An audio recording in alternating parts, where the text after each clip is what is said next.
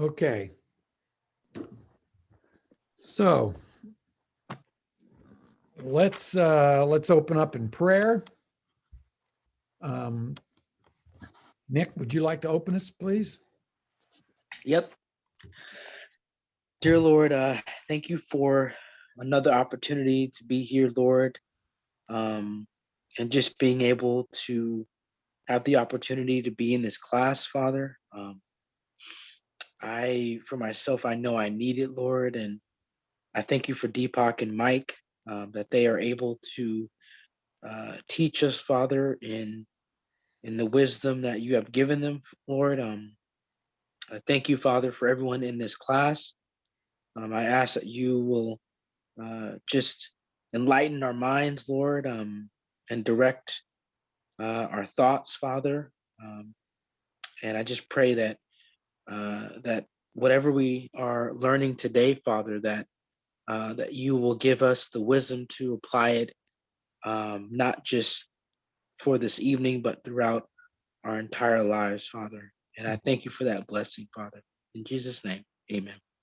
Amen. Okay, great. Thank you. Thank you, Nick. And let's see, we're going to finish the book of Numbers tonight and hopefully begin the book of Deuteronomy tonight. Before we get into that, last week, after we stopped recording the class, we had a great question and answer time. And there's a great question that Sheila asked that I want to revisit in one of our key points down below. And there was a great insight that Nick shared that I want to also revisit in one of our key points down below. And I've got notes on my laptop here so that I won't forget when we get to those key points. But if I'm not mentioning it, then please remind me. But first of all, just to remind you, last week we regarding the big picture of the book of Numbers, we saw that the book of Numbers narrates the history of Israel's transition from the first to the second generation after the Exodus. So the transition from the Exodus generation to the conquest generation. That's the generation that enters the promised land. Numbers narrates that history of transitioning from one generation to the other. The two census in the book of Numbers, chapter 1, chapter 26, provide a time frame for the journey. The first census was taken a little more than a year after the Exodus, and the second census was taken more than 38 years later after that first census. In between, we follow Israel geographically from what began at Sinai and then moved to Kadesh Barnea and then culminated in Moab. So that's Numbers at a glance. And there's 4 key points that the author wanted to get across in the book of Numbers. The first one we looked at, the author of Numbers developed God's covenant promises of offspring and land. Those elements of the promise to Abraham are key in the book of Numbers. And it turns out that throughout the book of Numbers, there's this apparent tension between the promises that God gave to Abraham and the other patriarchs, Isaac and Jacob. Tension between those patriarchal promises and their delayed fulfillment. And of course, we saw last week that the reason those promises, the fulfillment of those promises are being delayed is because of Israel's stubbornness, unbelief, and rebellion. The second key point that the author wanted to communicate is how Israel responded to God's gracious presence. And we saw last week that God's presence with them was a presence for them. That is, Numbers reveals God's delivering, sustaining, and loving presence for Israel. We see that over and over again. We saw that in Egypt. We saw that in the Exodus, and we see that throughout the book of Numbers. And yet, Israel quickly forgot their sustaining and present God. Numbers also regarding God's gracious presence with them. Numbers talks about the fatherhood of Israel, portrays God as Israel's father because he's the one that conceived the nation. He's the one that gave it birth. He's the one, as he says, carried them as a father carries a son through the wilderness. And but Israel was like a child prone to rebellion. But we looked at how God's parenting of them was both merciful and just. We saw how the pattern that we see in the book of Numbers turns out to be a pattern throughout the rest of Israel's history, all the way to the exile at the end of 2 Kings. And that pattern is the people of Israel's resentment of God's rule and his leaders' authority, their chronic attraction to idolatry, their fearfulness and divisions, and the divine judgment and national disaster that's visited on them. Like we said, we see that in these wilderness journeys. We'll see it in Joshua, we'll see it in Judges, we'll see it in 1st and 2nd Samuel, we'll see it in 1st and 2nd Kings, all the way up to the Babylonian exile. And so God still remained present with his fickle people. He did not abandon them. However, precautions for his potent presence among them had to be built into Israel's worship. God, because God's abiding presence will not be mocked. That's where we ended last week.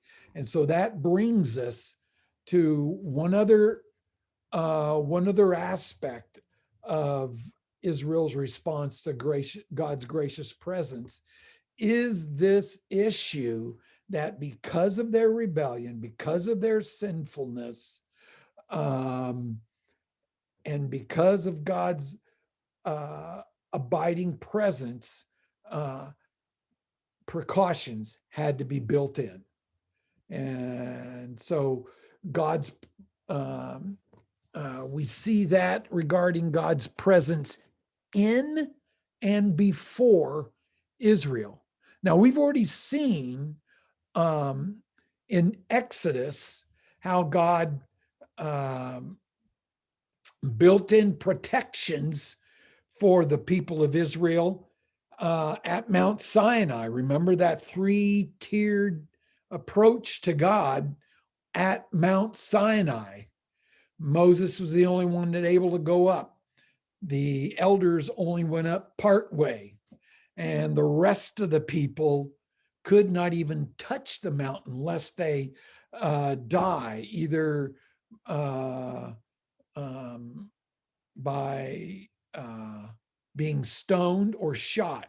And when he says shot, he's not talking about a gun and bullet, okay? He's talking about bow and arrow. And then we saw that same 3-tiered structure in the tabernacle. Um, the outer court, the holy place, the most holy place. The most holy place is where God's Shekinah glory dwelt, where that the above the Ark of the Covenant, which is his throne. And only the high priest could go in there one time a year. The holy place is where the priests went in and tended to the lampstand, the table of showbread. It's where they offered the incense offering and the whole 9 yards. So the priests had access to that. The high priest is the only one who had access to the most holy place, and only once a year. The rest of the nation were in the court outside of the most holy place and holy place. Okay. So same 3-tier structure. Well, the design of Israel's camp stressed the need for the centrality of Yahweh in all of life and the need to take his holy presence seriously. So 2 things there. The way the camp was designed, God was right in the middle of it. So that design is stressing the need for the centrality of Yahweh in all of life. So he was in the midst of their camp, in the midst of their little mobile city, and implying or shouting the need for the centrality of Yahweh in all of life. But also the design of the camp stressed the need to take his holy presence seriously. So God established 3 concentric circles of sacred space with his presence in the middle. First, the middle, this very central sacred place was the tabernacle. That's where God dwelt. Then the Levites and the priests were encamped around the tabernacle, and that was so they could guard it. As a matter of fact, the priests and high priest camped at the east end, which is the entrance to the tabernacle, and the rest of the Levites camped around the rest of the tabernacle. And anyway, that was so that they could guard the tabernacle so nobody else could break through into the tabernacle. And then the 12 tribes encamped around the Levites and priests. So the result of that, since God was right in the middle of their encampment and they were all encamped around it, Yahweh's presence was accessible to everyone, but in varying degrees. Okay.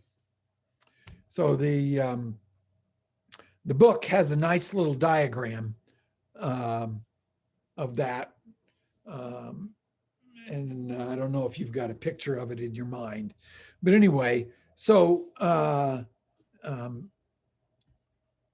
that is part of God building precautions into, that is the way God built precautions into their camp so as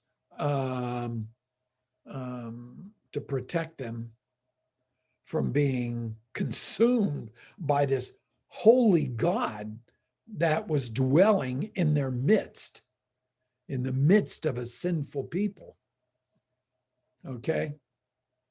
Now, and then in chapters 5 through 8, this three-tiered ordering is highlighted in the dedication of the external camp. We see in chapters 5 and 6 that the entire external camp was cleansed. It had to be cleansed. And then in chapter 7, we saw the cleansing of the tabernacle, which actually happened probably about a month before the events recorded in chapters 5 through 8. But Moses located in the story, Moses located chapter 7, the cleansing of the tabernacle in chapter 7, because it explains how the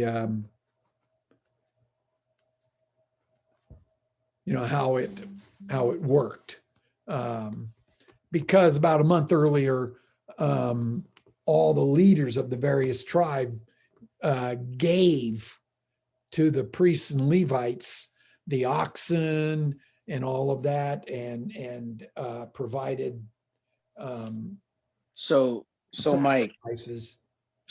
it was that like Moses like just taking like a rabbit trail then? No, Like actually, he wanted, what I think the reason he did it this way is he wanted to emphasize this three-tiered ordering. Had he put the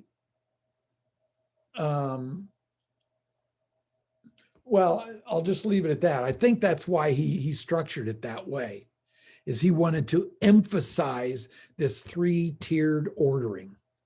So you had the three-tier ordering at Mount Sinai when they met with God.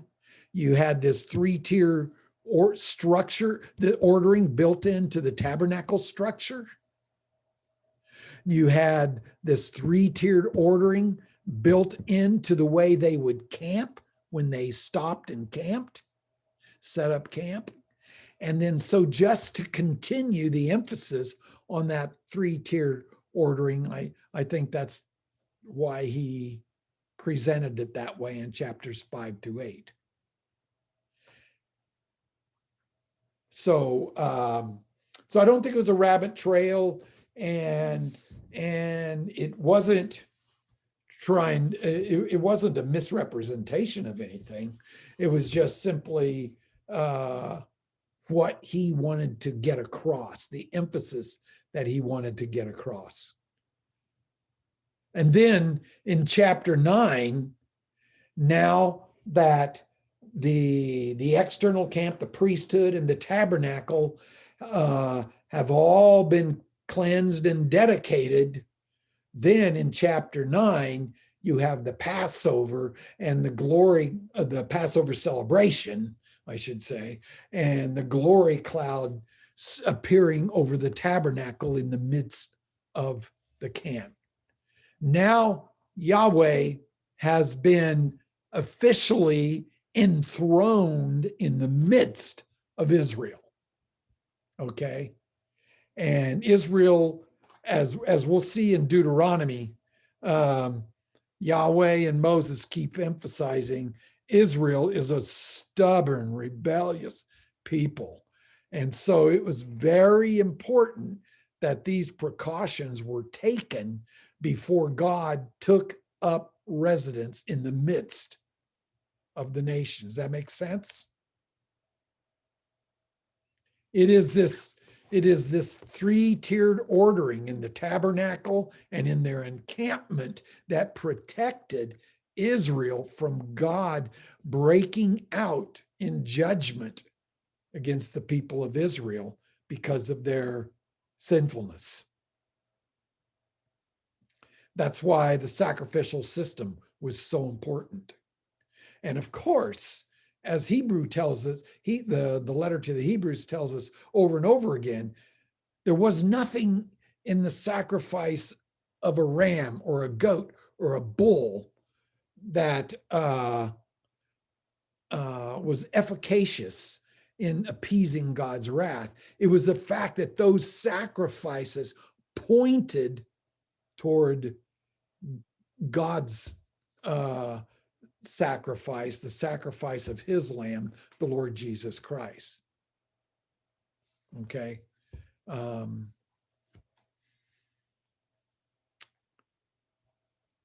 So anyway, now that he's enthroned in the midst of them, Yahweh would go before Israel as a guide and a warrior. In chapter 14, verse 10, the context there is the people heard the bad report. They're rebelling at Kadesh Barnea, and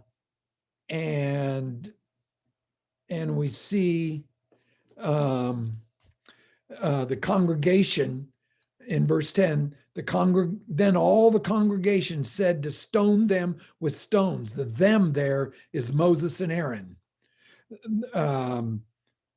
Then all the congregation said to stone them with stones. But look, the glory of the Lord appeared at the tent of meeting to all the people of Israel.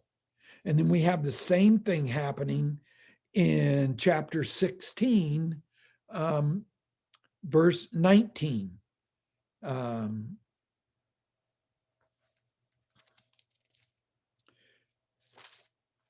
Then Korah assembled all the congregation against them.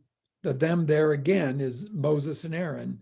Then Korah assembled all the congregation against them at the entrance of the tent of meeting, and the glory of the Lord appeared to all the congregation. And then in the subsequent verses 20 and following, we see that God judged Korah and those with him. I think he killed about 250 at that point, or that might have been 14,700. I can't remember. At one point it was 250. At another time it was 14,700. But the point is, God is enthroned in the midst of Israel, and he would go before Israel as guide and warrior. Seated upon his portable throne, the Ark of the Covenant, Israel's king would secure its victory as long as Israel was faithful. I love those two verses in Numbers 10, verses 35 and 36. If somebody has them, go ahead and read them.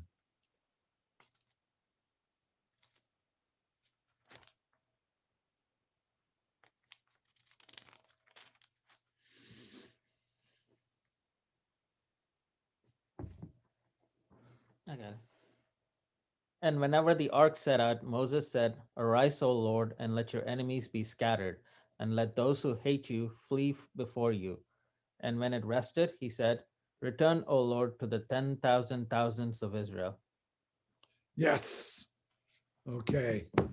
Very good. So it was his portable throne, and Moses made the practice of saying that every time it set out and every time it stopped. I'm sure that would have been moving, especially to those who were faithful to Yahweh. But Israel's king would also secure its victory as long as Israel was faithful. That passage in Numbers 14, verses 39 through 45, that is after God had Moses tell the people, you are not going to enter the promised land. You're going to wander around in the wilderness of Paran until every one of you die, except for Caleb and Joshua. And the people were sorry, and they presented themselves and said, "We change our mind. We're here. We're ready to go battle. go to battle. Moses says, don't do it because God is not present with you. They went anyway and they were defeated.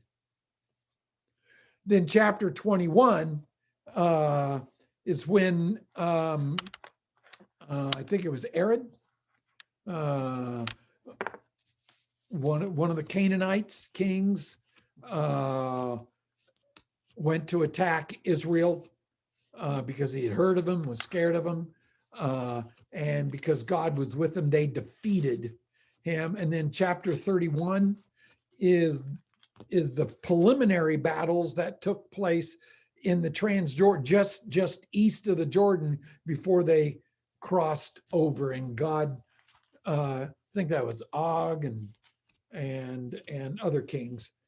I can't remember their names now. But anyway, and again, it was God acting as their warrior. So Israel enjoyed the presence of Yahweh, and the structure of the camp provided a sacred compass for the people. They stayed encamped until God said to move. And when they moved where God moved them. So you can view the structure of the camp as a sacred compass for the people. Okay, now the third main point that the author of Numbers wanted to get across is the role of Moses' mediation for Israel. And lest you think it's fun to be a leader of a bunch of people, read the book of Numbers. Moses didn't enjoy it. As a matter of fact, at least one time, maybe more than that, he asked God just to kill him. I can't take this, just kill me. So throughout Numbers, God's leaders play a central role in representing him before the congregation. And chief among the leaders, obviously, was Moses himself. Moses's role of mediation began in Exodus. So did opposition to his leadership and those associated with him. As soon as his mediation began, the opposition began.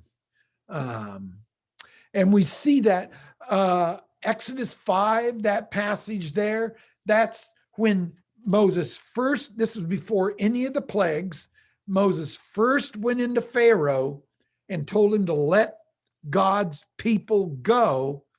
And Pharaoh told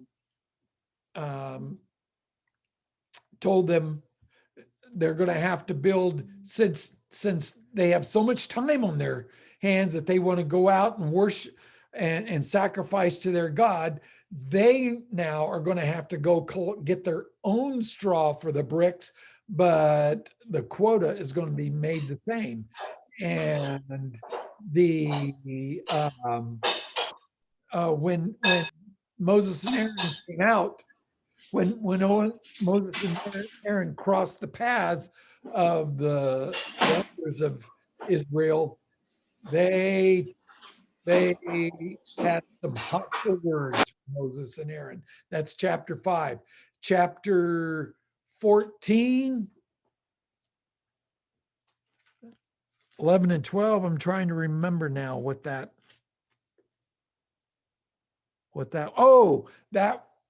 that was, Crossing the Red Sea. yeah, crossing the Red Sea right when they came up to the Red Sea.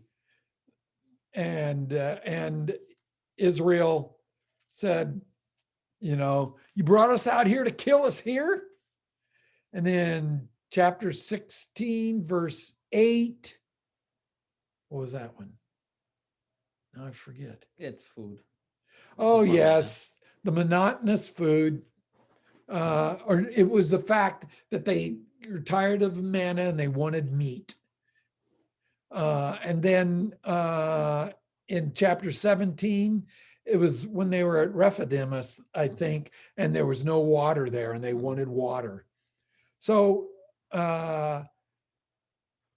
that was especially chapter 14, 16, and 17. That was after all of the 10 plagues. That was after the Red Sea, and they were still moaning and grumbling and complaining. And as the author notes, these negative reactions only intensified in the book of Numbers. And so we see them. In chapter 12, we had Miriam and Aaron. Now, on the surface, in chapter 12, the complaint that Miriam and Aaron brought to Moses was they didn't like his second wife, the Cushite woman. That was the surface reason that they complained to Moses. However, right before that, God had distributed some of the spirit on Moses. He distributed it amongst the elders. And a lot of scholars feel that Miriam and Aaron were jealous of that Moses was the main leader and part of his anointing was shared amongst these other 70 leaders. I think it was 70 leaders, and they were jealous of that, and that was the real complaint that they had. They just disguised it by complaining about his Cushite woman, his Cushite wife. Anyway, God dealt with that, we read in chapter 12. And then in chapter 16, it was Korah, Dathan, and Abiram. And God dealt with them there.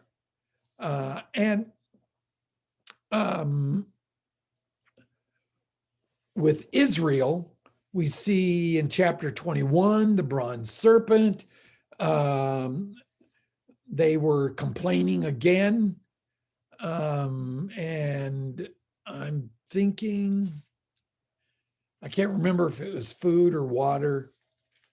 Oh, I think they were just impatient because they were, they'd been in the wilderness for decades. But they brought this on themselves. They're the ones that rebelled against God at Kadesh Barnea, and at Kadesh Barnea, they had told God, "I wish you had just killed us in the desert." And God had told them, "Okay, that's exactly what I'm going to do. You're going to wander in the desert till every single one of you are dead." Well, by chapter 21, they were very impatient of all of this wandering around. And then in chapter 25, after 22 through 24, remember, is the Balaam oracles. Balaam could not pronounce a curse against Israel. King Balak hired him to do that, this pagan prophet for hire, Balaam, but Balaam couldn't do it. He could only pronounce blessing on Israel. But we find out later that after those 3 failed tries of trying to curse Israel, Balaam told Balak, "Hey, look, if the people of Israel are unfaithful to their God, God will judge them. So you can get them that way." And so the advice that Balaam had given to Balak was to have the Midianites go down and have their and circulate, infiltrate the camp, and have sexual relations and get them to worship their god Baal and all of that. So that's what Balak did. He had people of Midian go down there to lure Israelites into physical and spiritual adultery, and God judged them. So anyway, the author details all of this opposition that Moses faced to his mediation, to his leadership in the book of Numbers, in the journey from the Exodus to the Transjordan right before the conquest. Now, at some point, what we also in the course of all of that opposition, what we see is Moses's intimacy with God. We also see in the course of his mediation Moses's own rebellion, but first his intimacy with God. Moses spoke with God by face-to-face dialogue, with God speaking to him from above the mercy seat that was on the Ark of the Covenant. So Moses had this intimacy with God that no one else shared. God only gave it to Moses. Aaron didn't have it. Joshua didn't have it. It was Moses and Moses alone that had this level of intimacy with God, where he would go in to the most holy place and he would have, quote unquote, face-to-face dialogue with God speaking to him from above the mercy seat. And we have some of those dialogues with God recorded. And there's 2 or 3 times where God said in this face-to-face dialogue with Moses, I'm going to kill him. Just stand back. I'm going to kill him, and I'm going to make a nation out of you. And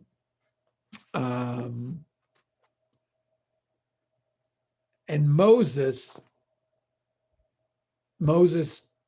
would argue with God. He would plead with God on 2 counts, on 2 reasons why not to destroy Israel. Do you remember what those 2 were?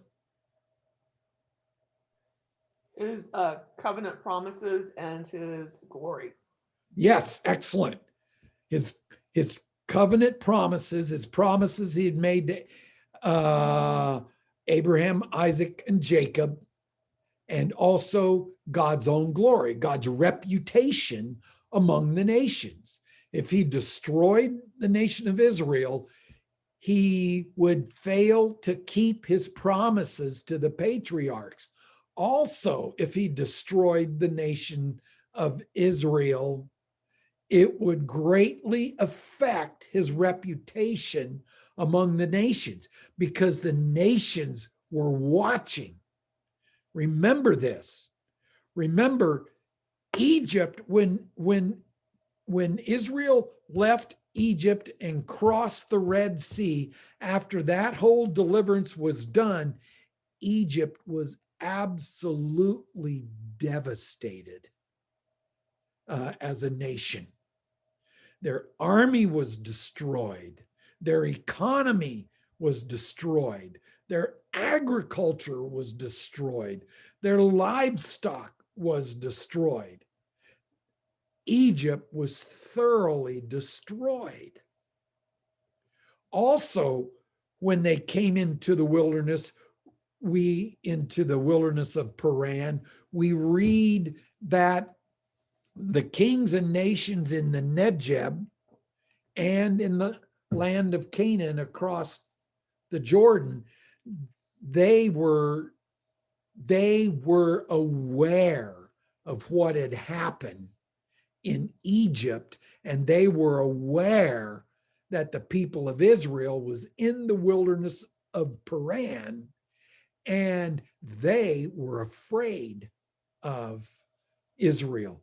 They were awed by what Israel's God did to Egypt, and they were afraid that Israel was on their way and that God was going to do the same thing to them. So if God would destroy the nation of Israel in the wilderness of Paran, it would ruin his reputation among the nations. They were very aware of what was going on. Okay. So those 2 points, Moses argued with God. What about your promises to Abraham, Isaac, and Jacob? And what about your glory? What about your reputation amongst the nations? Now, Sheila asked a very good question last week in our question and answer period afterwards. She asked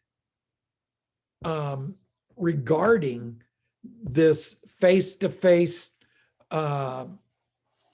conversation that Moses would have with God, Moses arguing with God, and Moses apparently talking God out of destroying Israel. That happened at least twice. She asked, is that really what's going on? God had changed his mind about Israel, and then Moses changed God's mind again in the course of their dialogue. And what we talked about is, no, that's not what's going on. What's going on is God is revealing his emotions to Moses in a face-to-face conversation, how he feels about Israel's rebellion against him. Now, God is not out of control emotionally. God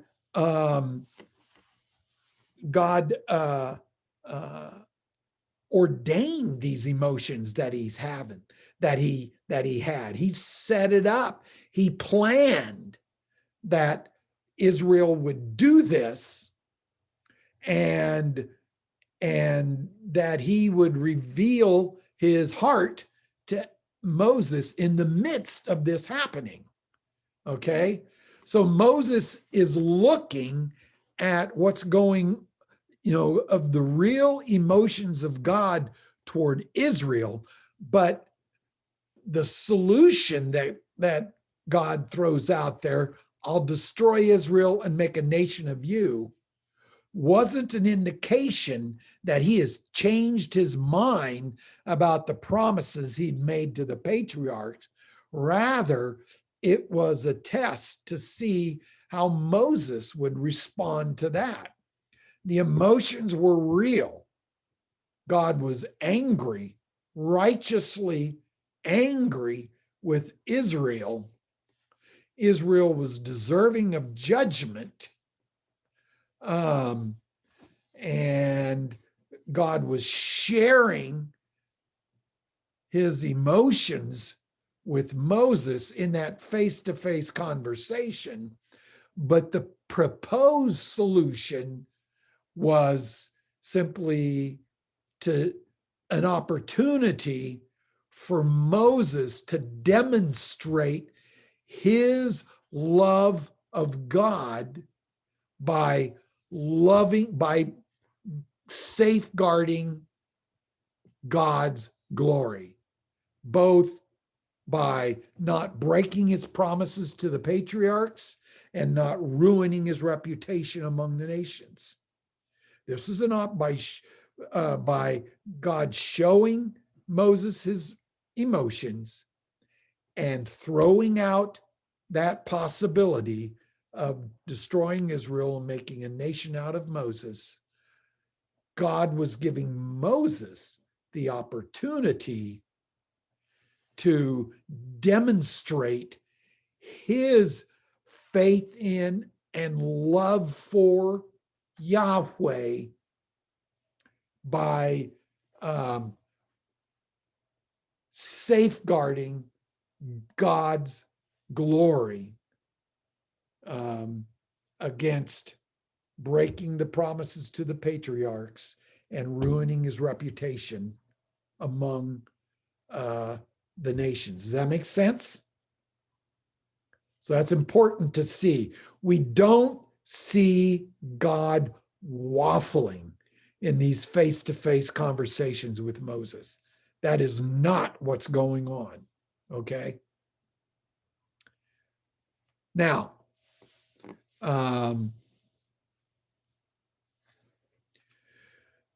even though Moses had that unprecedented, unparalleled access to God, God held him to a higher standard. In James chapter 3, verse 1, James tells us that God holds teachers to a stricter judgment, to a higher standard. And we don't take that lightly. But like the Israel Moses led, he too dishonored God. He failed in his obedience and failed to enter the promised land.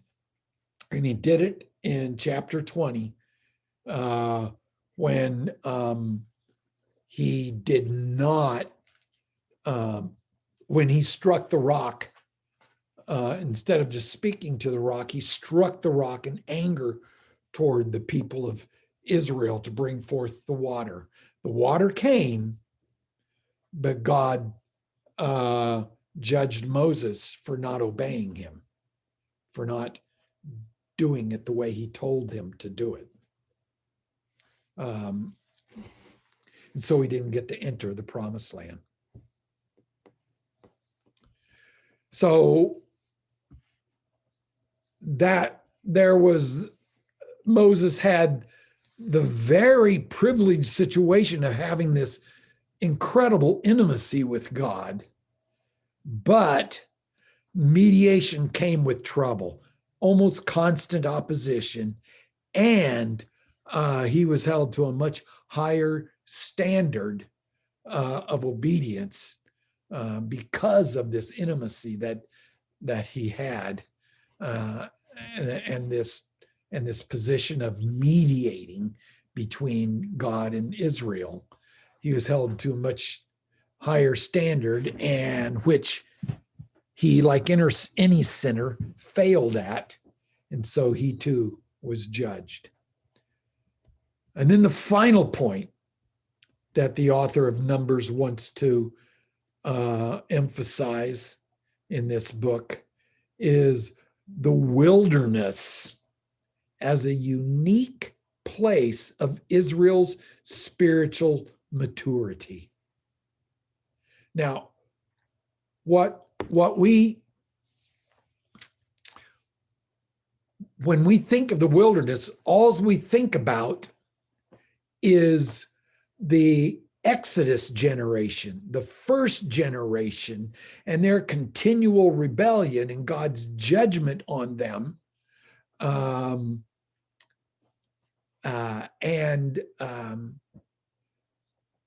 And what we fail to see is that the wilderness journey was a time of maturing the nation of Israel. And that maturity involved transitioning from the first generation to the second generation. But the journey was important. The lessons learned were important. And we're going to see that in Deuteronomy. The book of Deuteronomy takes place right before Moses' death and their entrance into the land of Canaan. And so in Deuteronomy, right before that happens, Moses gives these sermons, these instructions to the people of Israel. And we're going to see that it was important what they learned in the wilderness wanderings. We'll get to that when we get to the book of Moses. So the book of Deuteronomy. So first of all, the first point here, though the Exodus generation had anticipated a quick entrance into the promised land, their own lack of faith created a long wilderness experience. We've already mentioned that several times. Now, chapters 11 through 25 in the book of Numbers is regarded as the dark middle of Numbers. Chapter 11 is when they start off, when they leave Sinai. Okay, the first 10 chapters of Numbers are still at Sinai. They're at Sinai from Exodus 19 all the way through the book of Leviticus and up to Numbers chapter 10. That's their time at Sinai. Chapters 11 through 25 is the time of their wanderings. They go to Kadesh Barnea, rebel, and then they wander. God has them wandering. And it is referred to as the dark middle of Numbers because it contains 7 rebellions that are listed in this section.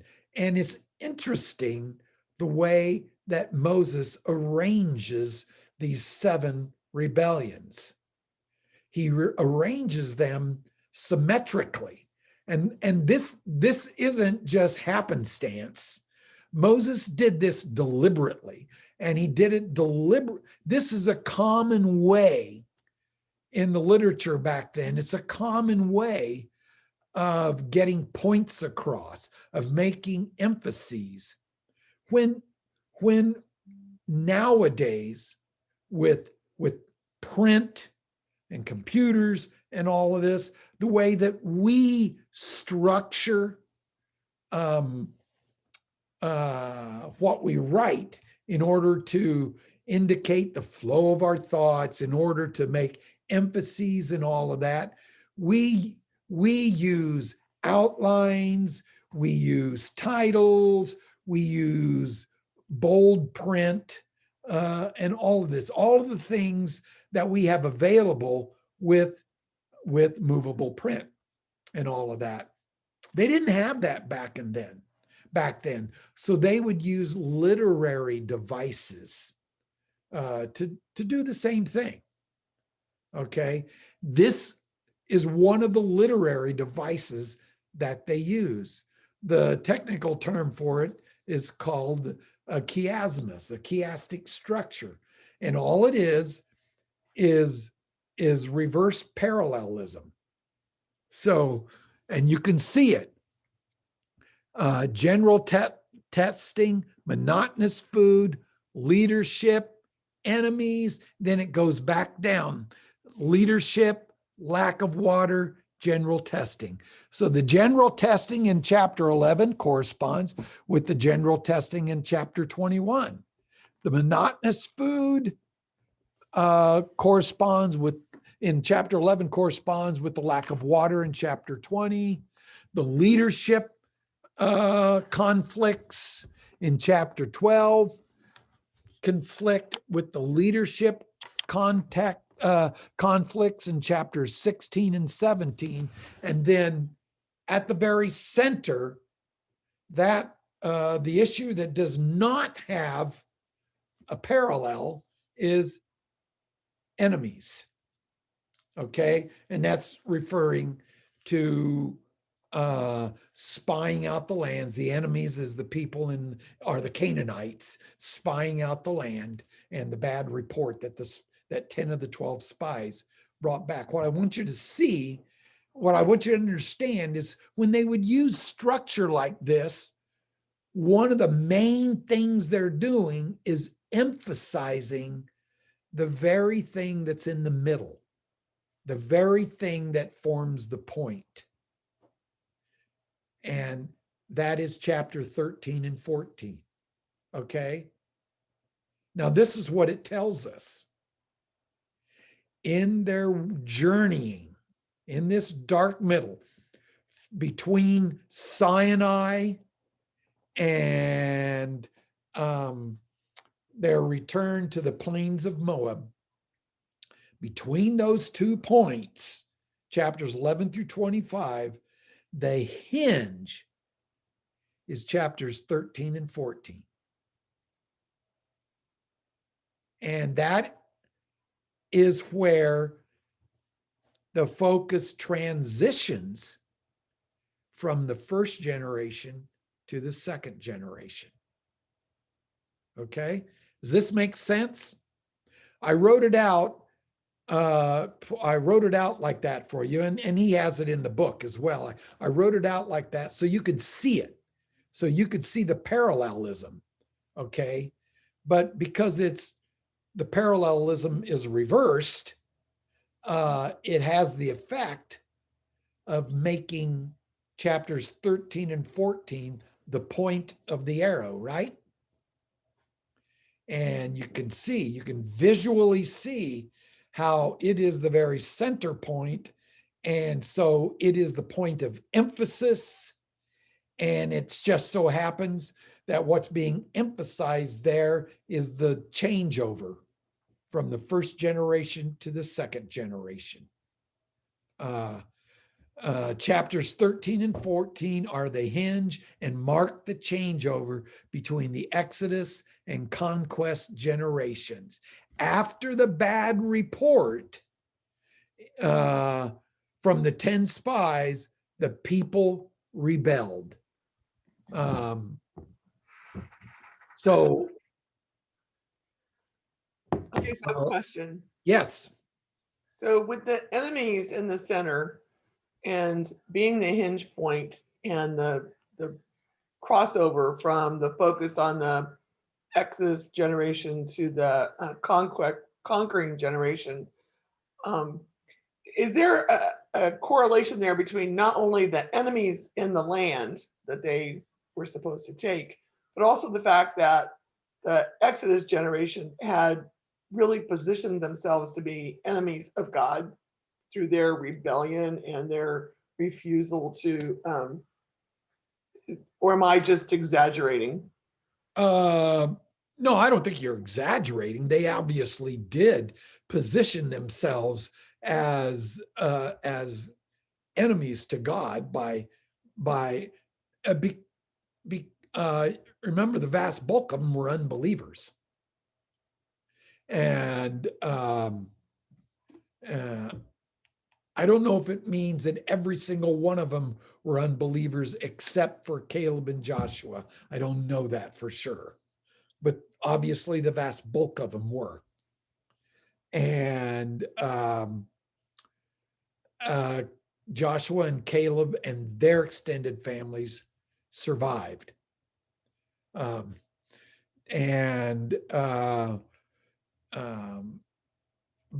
I think the choice of the word enemy was aimed at the Canaanites. This rebellion against God with respect to the enemies that they were to go in and battle.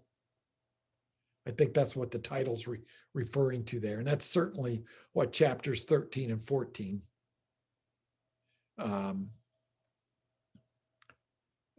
indicate. But of course, even James, in James chapter 4, I think it's like verse 3 or something like that, he tells believers, when you befriend the world, you make yourself an enemy of God. James isn't saying, when a believer becomes worldly, that God views the believer as his enemy now. But the believer makes himself an enemy of God. He's taking up with God's enemies. And obviously, God disciplines his children.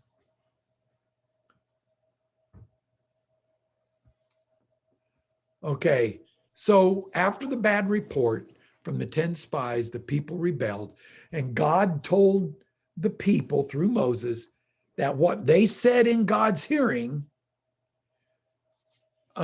wish we would have died in the wilderness rather than go into land of Canaan and being squished by these giants. That's what they said when they grumbled. And they probably forgot that God was present among them and heard every word. God told the people that what they said in his hearing, he will do to them. They will all die in the wilderness. God will bring their children into the promised land, because in their complaint, they said their children have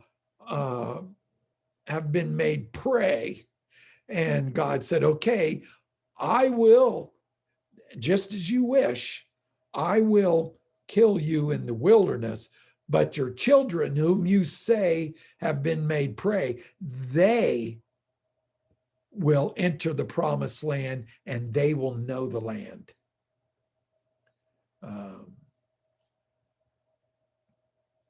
So obviously, Israel's 40 years in the wilderness were stained by conflict with Yahweh. And so Israel, God's son, remember when Moses spoke with Pharaoh, he told Pharaoh that Israel is Yahweh's firstborn son, and Yahweh says, let my son go. So Israel was God's son, and God's son failed in their wilderness testing, okay? Their wilderness journey was stained with conflict with Yahweh. However, I don't say it here, but when we get to the book of Deuteronomy, Moses is going to look back on these wilderness wanderings. Moses is going to look back on these conflicts and remind this second generation, this conquest generation, of all of God's grace to them through this period. And so this was a maturing period for the nation. The nation, the unfaithful, the unbelieving Exodus generation died, and the believing conquest generation was raised up. So that was Israel's maturing in the wilderness. Now, what's interesting is Jesus's testing. I don't know if you've ever put it together before, but why did Jesus go into the wilderness for 40 days to be tested? Why the wilderness? Why didn't he just stay home? Was it to symbolize Israel's 40 Yes. years in the wilderness? Exactly. It was deliberately meant to point back to Israel, how God's firstborn son Israel failed in their wilderness testing, but Jesus, God's divine son, the true Son of God, went into the wilderness and was tested and was faithful all the way through his wilderness testing. That was very deliberate. So God's first son, Israel, failed. God's divine son, his true son, passed, was faithful throughout his wilderness testing. Make sense? Now, hold on to your seatbelt here.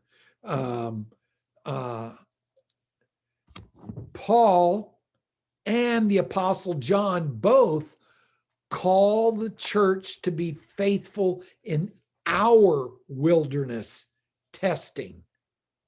Both Paul and John view the testing that we go through, that believers go through in this life, as our wilderness testing. And so last week, I believe it, yes, it was in our question and answer time after the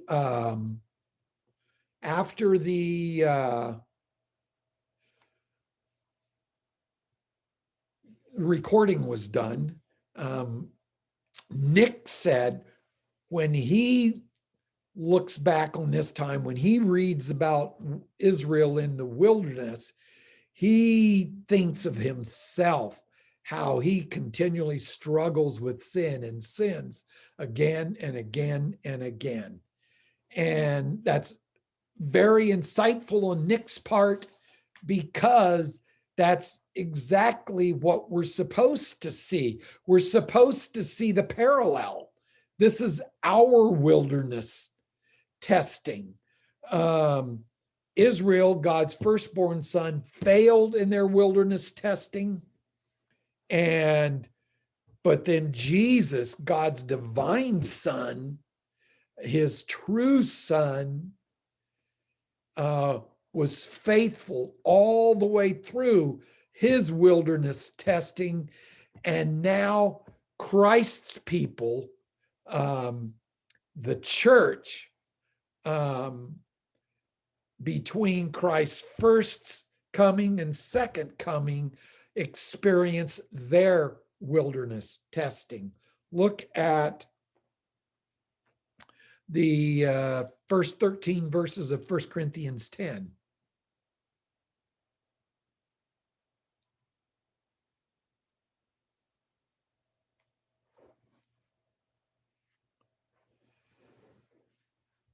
Notice he says, I don't want you to be unaware, brothers. Our fathers were under the cloud and all passed through the sea. All were baptized into Moses into the cloud and in the sea. And all ate the same spiritual food and all drank the same spiritual drink, for they drank from the spiritual rock that followed them. And the rock was Christ. Nevertheless, with most of them, God was not pleased, for they were overthrown in the wilderness. Now, these things took place, that is Numbers 11 through 25.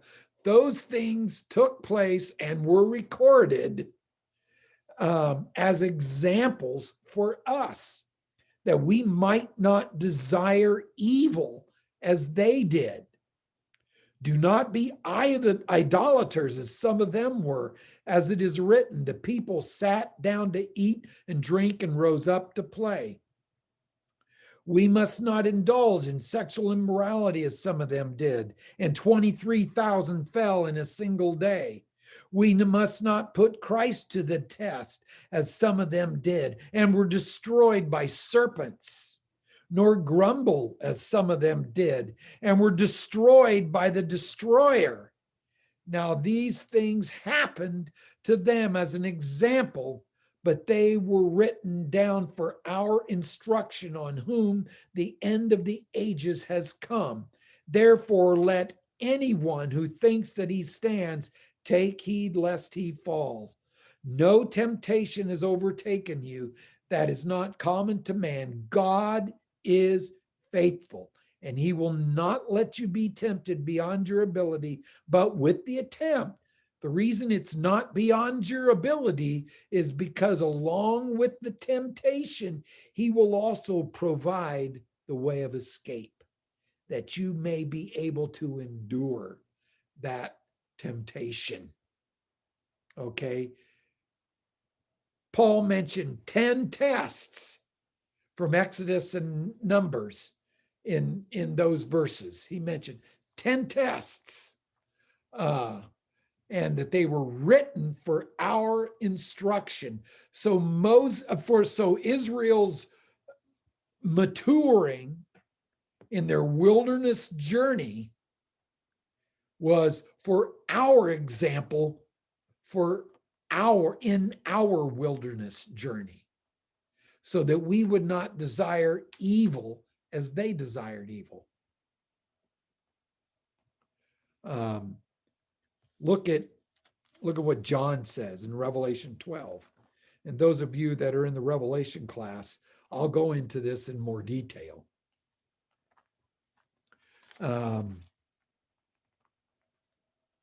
But John writes, and a great sign appeared in heaven, a woman clothed with the sun, with the moon under her feet, and on her head a crown of 12 stars. She was pregnant and was crying out in birth pains and the agony of giving birth. And another sign appeared in heaven. Behold, a great red dragon with 7 heads and 10 horns, and on his head 7 diadems. His tail swept down a third of the stars of heaven and cast them to the earth. And the dragon stood before the woman who was about to give birth, so that when she bore her child, he might devour it. Horrible picture there, standing there at her legs, ready to devour her child when it is delivered. She gave birth to a male child, one who's to rule all the nations with a rod of iron, but her child was caught up to God and to his throne. And the woman fled into the wilderness, where she has a place prepared by God, in which she is to be nourished for 1,260 days. Now war arose in heaven, Michael and his angels fighting against the dragon, and the dragon and his angels fought back, but he was defeated, and there was no longer any place for them in heaven. And the great dragon was thrown down, that ancient serpent who is called the devil and Satan, and the deceiver of the whole world. He was thrown down to the earth, and his angels were thrown down with him. And I heard a loud voice in heaven saying, now the salvation and the power and the kingdom of our God and the authority of his Christ have come, for the accuser of our brothers has been thrown down, who accuses them day and night.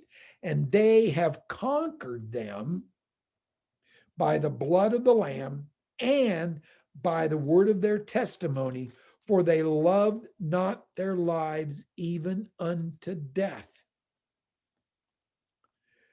Therefore rejoice, O heavens, you who dwell in them. But woe to you, O earth and sea, for the devil has come down to you in great wrath, because he knows that his time is short. And then we have the same thing repeated in verses 13 through 17. Notice that the dragon, having been thrown down to earth, pursued the woman who gave birth to the child, but the woman again was given two wings of the great eagle, so she might fly from the serpent into the wilderness, to the place where she is to be nourished for a time for a time and times and a half a time, the serpent poured water like a river out of his mouth after the woman to sweep her away with the flood. But the earth came to the help of the woman, and the earth opened up its mouth and swallowed the river that the dragon had poured from his mouth. Then the dragon became furious with the woman and went off to make war on the rest of her offspring and on those who keep the commandments of God and hold to the testimony of Jesus. And he stood on the sea of the sand. Now, what I want to point out here is what I want to point out here is the woman doesn't stand for Mary. The woman, and it doesn't just stand for Israel. The woman stands for the people of God. Okay. At one point, it looks like it's Mary, the people of Israel and Mary. But at another point, it's clear that it's got to be the church also. For instance, after she gave birth and the child was drawn up to heaven, at that point, she and her children are the church. Okay. So when I go through chapter 12 in the book of Revelation, I'll go through all of this imagery and we'll explain everything. But the one thing that I wanted to point out to you here is the the woman represents the people of God. And in Satan, the people of God are, when Satan attacks, goes after the people of God are taken to the wilderness and nourished for the full time that Satan is attacking the people of God. This wilderness here in chapter 12, the people of God being taken to the wilderness, is a very deliberate reference to Jesus's time in the wilderness in Matthew 4 and Israel's time in the wilderness in Exodus and Numbers. So Israel failed. God's firstborn son failed in their wilderness wanderings. Jesus, the divine son, the true son of God, was faithful all the way through his wilderness testings. And Paul and John both call the church to be faithful in our wilderness testing. So anyway, I don't know if you've ever heard that interpretation of Revelation chapter 12, but John pictures us right now, this time between the two comings of Christ, as the wilderness wanderings of the church, God's people, the church. Of the wilderness testing, not wanderings, but the wilderness testing. And we're called to be faithful. And we overcome the devil through two things: the blood of the Lamb and the testimony. Verse 11, and they have conquered him, that is the devil, by the blood of the Lamb and by the word of their testimony. That is the proclamation of the gospel. And the reason that we conquer by the word of our testimony is because we love not our lives even unto death. In other words, we're going to be persecuted for the word of our testimony. And we conquer Satan by, even in the face of that persecution, continuing to be faithful in the proclamation of the gospel. So Nick, you were right on to see the parallel between our time of trial during this life and the Israel's wilderness trials. Scripture sets up a deliberate parallel. Yeah, I definitely was like, wow, I feel like I'm a twin of Israel or something. It was just like, just back and forth. And even just hearing Paul say, what is it in Romans 7? Yes. End of chapter 7. Yes. So, he said, I do the things that I don't want to do, and I don't want to do the things that I do the things that I don't want to do, and I don't do the things that I don't want to do, or something like that. I get you. You know what I mean? So I do. it's a tongue twister. So Yeah. Well, here's the encouragement. Israel had their wilderness testing back in Exodus and Numbers. We have our wilderness testing now, but there's something that happened in between that makes Jesus, a difference. yeah. Jesus. And that's Jesus. Yes. He went to the cross. But before he went to the cross, before he even started his public ministry, before he was anointed Messiah at his baptism, he had his wilderness testing, and he remained faithful all the way through. He defeated Satan in the wilderness.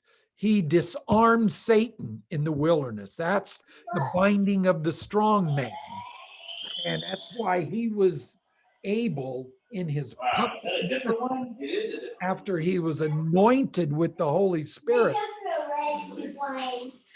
to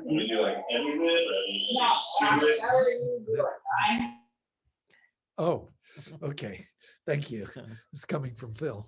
Lost my train of thought. Mike, I just wanted to ask a question. I'm sorry there was noise in the background. Yeah. Go ahead. Jesus is testing. It's probably too loud. But Jesus is testing in the wilderness. Wasn't 40 years, it was infinite, wasn't it? Right. It was 40 days, though. Yeah, I meant 40 days. Yeah. Oh, yeah. 40 days. That's the parallel. Is that the parallel Nick was pointing out? That's the parallel. That's okay. He went into the wilderness, and he went into the wilderness for 40 days. So very deliberate parallel with Israel's wilderness wanderings. Got it. Their wilderness testing. Very. And not only that parallel, but in that there wasn't any grumbling of like not having any food, because I think like right. like Israel was, I mean, they had manna pancakes, food was one of the things Satan tested Jesus about. Yep, absolutely. So you see the parallelisms, and every response of Jesus to Satan, he took out of the Torah. Every response that Jesus used with respect to the devil's temptations, Jesus was quoting the Torah, the 5 books of Moses, which is what Israel had exactly at the time. Exactly. I mean, so when you start looking at it, you see how deliberate this was.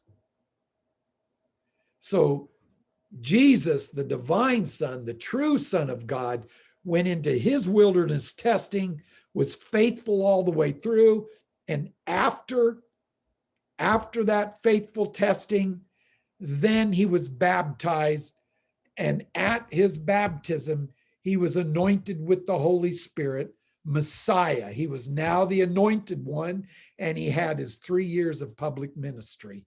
And then he went to the cross and took care of our sin. So essentially, if the Israelites did what Jesus did, they would have been there in a week. in 2 or 3 weeks. Yep. Yeah. Wow. And That's a good one. I like that. yes. And so it's very deliberate on John's part in Revelation 12 to set this up again. The people of God during the two comings of Christ have entered their wilderness testing, but he's very careful at twice in that chapter 12 to show that God's people are being cared for and nourished and protected. Because he told the church at Philadelphia in chapter 3, verse 10, because you kept my word, I will keep you or guard you from the time of testing that's coming upon the entire unbelieving world. So we see that played out. We see that emphasized in chapter 12. Well, and what's interesting too is that I mean, the three primary things that the Israelites were tested on and that Jesus was tested on in the wilderness are the same things that we're tested on, today, which is, provision, protection, and what are we going to worship? Yeah. Right. Very good point. Good point. But the thing that struck me today about this most of all is that it's just one more example of, and there are so many examples from Genesis all the way through the Bible where Satan just thinks he's so clever and he's going to go out and try to trip up Jesus. And yet this was all pre-planned, preordained so that we would have this in scripture. And that Jesus would be the perfect example and the perfect propitiation, right? So God set it up, but Satan thinks he's doing something to mess up God's plans when in fact he's just playing right into them. Yes, yes. And that's the definition of insanity, right? I was going to say that, Mike. Yeah. Yeah. So Satan is definitely, even though he's a towering intellect, he's got explosive anger, but he's spiritually insane. Now, well, so, and truthfully, everyone who doesn't know the Lord, who hasn't recognized their state and the condition they're in and repented and turned their lives over to the Lord are virtually insane. They're not in their right mind. is spiritually insane. Absolutely. You're right. Okay. So now we're going to do, before we stop, I just want to, we're going to do Deuteronomy next week. But before we stop here, there's, that's Numbers. There's one more thing from last week's conversation that I wanted to make another comment on, and that is in the course of our discussion about the dialogue between Moses and God. I think Sheila, you mentioned this common view that prayer doesn't change God, it changes us. And I said yes, but what I was saying yes to was that it does not change God. It does change us. It aligns us with God's will. However, there's much more to it than that. That's not all there is to prayer. God ordained to accomplish much of what he does through answering the prayers of his people. Therein lies part of our motivation to pray. Because if I just say, oh, well, God's going to do what he's going to do, he's already ordained everything, well then, and I don't have to be involved, then God will use somebody else to ask him to do these things, to be available for him to do those things through. Okay? God will accomplish everything he's determined to accomplish.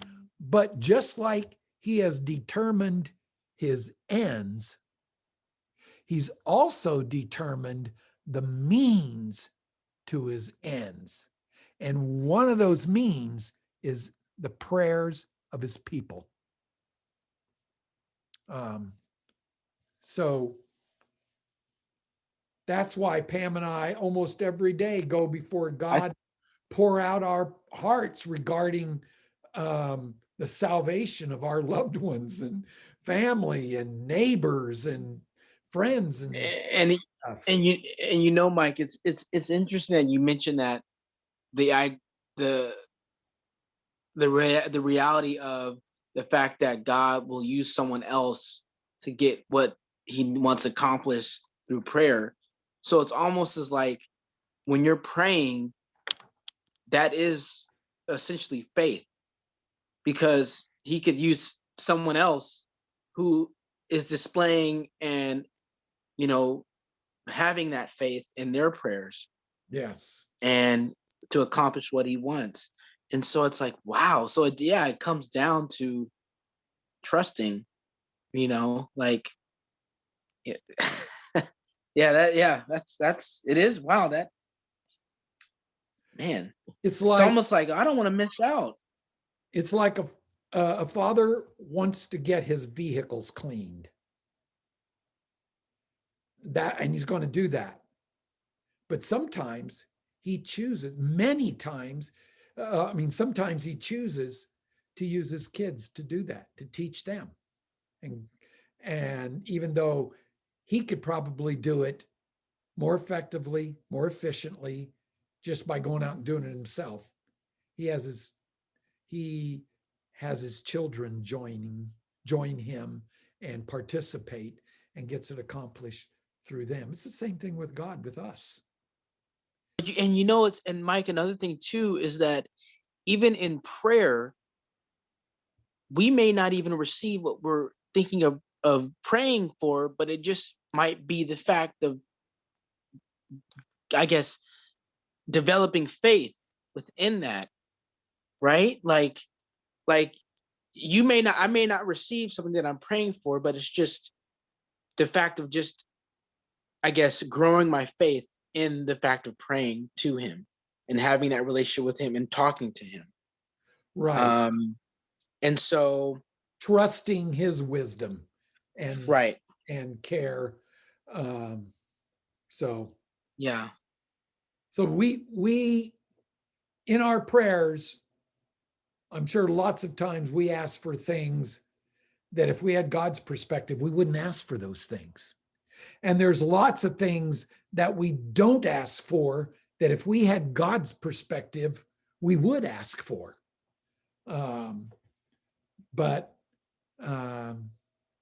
So yes, there's that faith building in that relying on his wisdom and his love, regardless of whether it's a yes or a no, the answer. And many times we don't know what the answer is. We don't know what he's doing.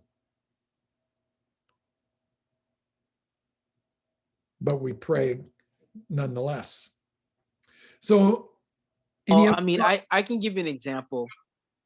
I can give you an example just for me, like just recently. Like I've been doing, you know, police stuff, you know, the last 6 months or so, and applying to different departments and stuff like that. So I've been praying. I'm like, Lord, you know, I hope that, you know, because on your personal history statement, you have to like put in everything. And I'm like, man, Lord, I hope, you know, this, you know, I hope this doesn't affect me or this doesn't affect me. And through my prayers, I've been like thinking about, like, it's funny, I've been thinking about like, man, Lord, like you brought me through a lot, like just while praying, yeah. you know? So, I don't know what's going to happen with the police thing, but I definitely know that God's been there for me the past 7, 8 years. So yeah. Well, let us stop the recording. And if we want to continue talking, we can. Go ahead. You know where it is. Okay. Oh.